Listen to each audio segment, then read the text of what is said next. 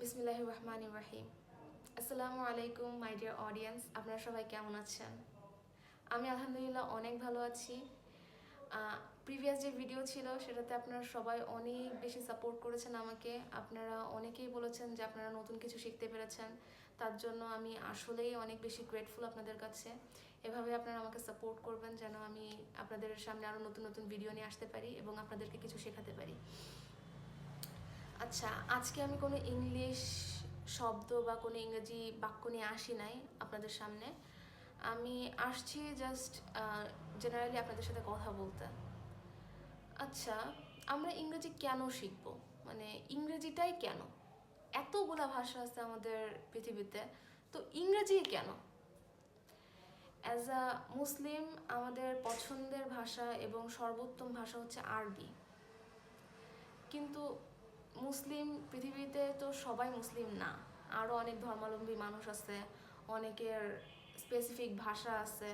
আমাদের পৃথিবীতে ভাষা ভরপুর, ভাষা মানে প্রচুর ভাষা আমাদের পৃথিবীতে। তো এমন কি কোনো ভাষা নাই যে ভাষা আসলে সবাই জানবে, সার্বজনীন ভাষা? যে আমরা কোথাও একটা নতুন কোনো দেশে গেছি, নতুন কোনো জায়গায় গেছি, তো সবাই সেই ভাষাটা মোটামুটি জানবে। হ্যাঁ আছে, সেটাই হচ্ছে ইংরেজি ভাষা, যেটাকে আমরা বলি international language. Right, international language. দেখুন, আমরা যখন কোনো সোশ্যাল মিডিয়া স্ক্রল করতেছি বা সোশ্যাল মিডিয়া চালাচ্ছি, আমরা দেখবো 80% কেন 90%ই ধরা যায়, 90%ই ইংলিশ ট্রান্সলেটেড, ইংলিশে। কেউ যদি ইংরেজি না বুঝে, ইংলিশটা না বুঝে, তাহলে কিন্তু তারা এই সোশ্যাল মিডিয়াগুলো চালাইতে পারতেছে না ঠিকঠাক মতন। অনেক প্ল্যাটফর্ম আছে যারা সেটা বুঝতে পারতেছে না। তো এই জন্য ইংলিশটা শেখা দরকার।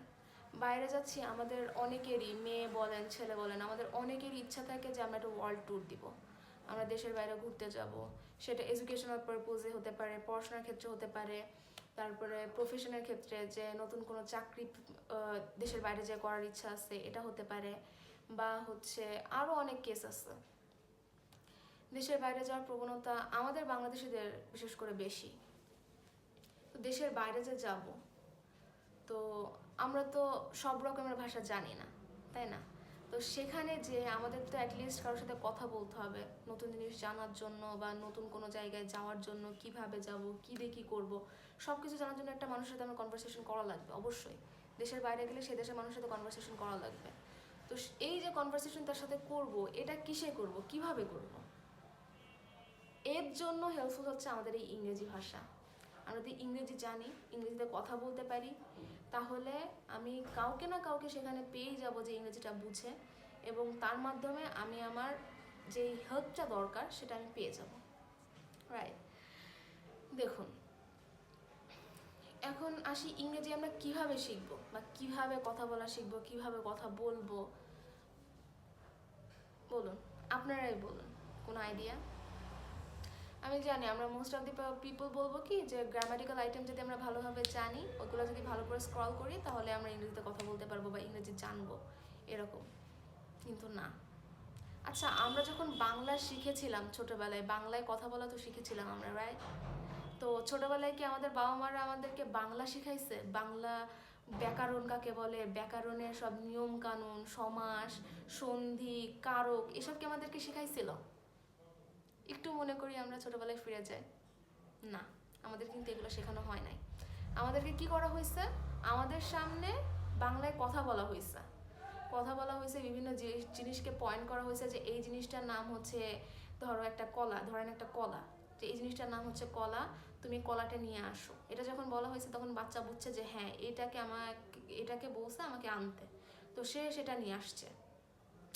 শুধু তাই না, যেমন ধরেন আমরা যখন বাচ্চা, একদম ছোট যখন বাচ্চা থাকে, 1-2 বছরের বাচ্চা আদো আদো কথা বলতে শেখে, সে কি বলে? মাম্মা, পাপ্পা, এমন করে কথা বলে না? মা, বাবা, পাপ্পা, এইগুলা প্রথমে কয়েকটা শব্দ জাস্ট শিখে, তারপর আস্তে আস্তে আস্তে আস্তে সে বাক্য বলা শিখে। 2-3 বছর ভিতরে সে বাক্য বলা শিখে। তারপরে সে সারাটা দিন শুধু কথাই বলতে থাকে, কথাই বলতে থাকে।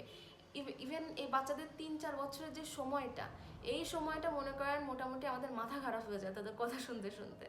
যদিও অনেক ভালো লাগে তাদের কথা শুনতে, অনেক মিষ্টি কথা, যাই হোক ওইদিকে আমরা না যাই। তো দেখেন, তারা কথা বলতেছে, তারা প্র্যাকটিস করতেছে। এই সময় বাচ্চারা বেশি কথা বলে কেন? প্র্যাকটিস করার জন্য, বাংলাটা শেখার জন্য, কথা বলা শেখার জন্য। সেই জন্য তারা র্যান্ডমলি কথা বলতে থাকে, র্যান্ডমলি প্র্যাকটিস করতে থাকে। এবং আমরাও তাদেরকে কি করি, ওই কথার উত্তর দিতে থাকি, তাদের সাথে কথা বলতে থাকি, তাদের সাথে হাসি মজা এগুলো করতে থাকি।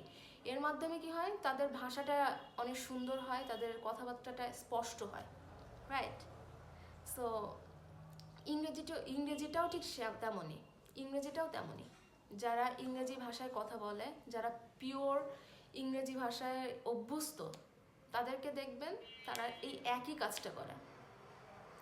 তারা বাচ্চাদের সাথে কথা বলে, বাচ্চাদের সাথে খেলে, ইংরেজি ভাষায় কথা বলে, খেলে, তারপরে আরও অনেক অ্যাক্টিভিটিস করে, কোকারিকুলার অ্যাক্টিভিটিস করে। এর মাধ্যমে বাচ্চারা আস্তে আস্তে ইংরেজি শেখে, খুব সুন্দর স্মুথ একটা ইংরেজি শিখতে পারে তারা, রাইট? তো আমাদেরও দৈনন্দিন জীবনে এটা করতে হবে। আমাদেরকে খুব বেশি বেশি কথা বলতে হবে, সবার সাথে ইংরেজিতে কথা বলার চেষ্টা করতে হবে। এখন আমরা আপনারা অনেকেই বলবেন কি যে আমাদের তো কথা বলার পার্টনার নাই, আমরা কার সাথে কথা বলবো ইংরেজিতে? হ্যাঁ, এটার একটা সলিউশন আছে। আচ্ছা, আপনার পার্টনার না থাকুক, আপনার সামনে মিরর তো আছে, রাইট? মিরর আছে না, আয়না আছে না? প্রতিদিন আয়নার সামনে আপনি কথা বলার প্র্যাকটিস করুন। যেমন ধরুন, আপনি আয়নার সামনে আছেন, সো হুট করে মনে হচ্ছে যে আজকে রাত 9টার সময় আমি ঘুমাইতে যাব, I will go to sleep at 9 PM, ঠিক আছে? আমি রাত 9টার সময় ঘুমাইতে যাবো। দেখুন র্যান্ডমলি একটা সেন্টেন্স কিন্তু হয়ে গেল, ঠিক আছে? এই সেন্টেন্সটি আমি আয়নার সামনে 2 থেকে 3 বার কি 4 বার কি 5 বার প্র্যাকটিস করেন, দেখেন এটা কিন্তু কনফার্ম হয়ে গেল। এখন অনেকেই বলবেন যে এটা তো সেই সময় মাথায় আসে না। আপনার হাতে মুঠোফোনটা তো আছে না, মুঠোফোনটা তো আছে, ফোনে সার্চ করুন, গুগলে সার্চ করুন, আদার সোশ্যাল মিডিয়ায় সার্চ করুন যে এই কথাটার বা ইংলিশ ট্রান্সলেট ভার্সন কী হবে, দেখেন র্যান্ডমলি সেটা চলে আসবে। যখন আসবে ওই জিনিসটা আপনি মেমোরাইজ করে নিন, মেমোরাইজ করে নিয়ে ওইটাই আপনি বারবার প্র্যাকটিস করুন। এরকম করে প্রতিদিন 2টা করে বাক্য আপনি প্র্যাকটিস করুন। এটা একটা বাক্য, আরেকটা বাক্য ধরেন যে আমার খেলতে ইচ্ছা করতেছে, এই বাক্যটা, আমার খেলতে ইচ্ছা করতেছে, আই ওয়ান্ট টু প্লে, আমি খেলতে চাই, আই ওয়ান্ট টু প্লে, আমি খেলতে চাই, আরে ধরুন এটাই বলুন, আই ওয়ান্ট টু প্লে। এই আই ওয়ান্ট টু প্লেটাই আপনি 3-4 বার প্র্যাকটিস করুন আয়নার সামনে। দেখেন আমি খেলতে চাই, আমি খেলতে চাই, এইটাই আপনি Bangla plus English, I want to play, I want to play, I want to play, এইটা বলতে থাকুন। দেখুন এই 2টা সেন্টেন্স আপনার কনফার্ম হয়ে গেল। প্রতিদিন এর থেকে বেশি দরকার নাই, জাস্ট 2টা সেন্টেন্স। এই 2টা সেন্টেন্স আপনি একদিনে কনফার্ম করুন। কত বেশি সময় লাগবে? জাস্ট 10 মিনিট, জাস্ট 10 মিনিট সময় লাগতে পারে আপনার, কি 5 মিনিট সময়, কি 10 মিনিট সময়, এমন লাগতে পারে। দিনের কতটা টাইম আমরা অন্যান্যভাবে ওয়েস্ট করে ফেলি, তো 10টা মিনিট আপনি এর জন্য ব্যবহার করুন। এই যে এই 2টা সেন্টেন্স আপনার কনফার্ম হয়ে গেল। নেক্সট দিন আপনি আবার নতুন 2টা সেন্টেন্স নিয়ে আসুন। এবার ওই 2টা সেন্টেন্স আপনি আবার 10 বার করে প্র্যাকটিস করুন বা 10 মিনিট ধরে প্র্যাকটিস করুন। দেখুন ওই 2টা সেন্টেন্স আপনার কনফার্ম হয়ে গেল। বেশি দিন না, আপনি জাস্ট টানা 30টা দিন এই কাজটা করুন। দেখুন 30 দিনের ভিতরে আপনার কয়টা সেন্টেন্স শেখা হলো? 60টা সেন্টেন্স, 60টা সেন্টেন্স আপনার শেখা হলো, 60টা। এই 60টা সেন্টেন্স আপনি যদি এবার প্র্যাকটিস শুরু করেন, একটা খাতা, একটা ছোট্ট প্যাডে আপনি নোট করতে পারেন। তো এবার যে 60টা সেন্টেন্স শিখলেন, সেই 60টা সেন্টেন্স আপনি জাস্ট রিভিশন দেন। লাস্ট যেদিন করলেন 30 দিনের লাস্ট দিনটা, ওই দিন আপনি রিভিশন দেন। রিভিশন দিয়ে দেখবেন আপনার টোটাল যে 60টা সেন্টেন্স আছে সব কয়টা আপনার আয়ত্তে চলে আসছে, সব কয়টা আপনার মেমোরি সেভ করে নিছে। এই যে আপনার মেমোরি সেভ করে নিল, আমাদের মানুষের মেমোরি, আমরা যে মানুষ জাতি আছি তাদের মেমোরি কিন্তু অনেক শর্ট। এই মেমোরি আপনার কখনো আপনার এই সেন্টেন্সগুলো ভুলবে না। হয়ে গেল, আপনি 60টা সেন্টেন্স শিখে গেলেন। এবার এই 60টা সেন্টেন্সে মনে করেন 3টা করে ওয়ার্ড আছে, তাহলে 3 6 18, তাহলে 180টা ওয়ার্ড আপনি শিখছেন। 180টা ওয়ার্ড, 60টা সেন্টেন্স, 180টা ওয়ার্ড। এবার লেটার কয়টা সেটা আপনারাই গণনা করুন। দেখুন এতগুলা আপনারা শিখতে পারছেন উইদিন 10 মিনিটস এভরিডে, ঠিক আছে? এভরিডে 10 মিনিটস করে দিয়ে আপনারা এতগুলো ওয়ার্ড, এতগুলো সেন্টেন্স আপনারা শিখতে পারলেন। এইটুকুই।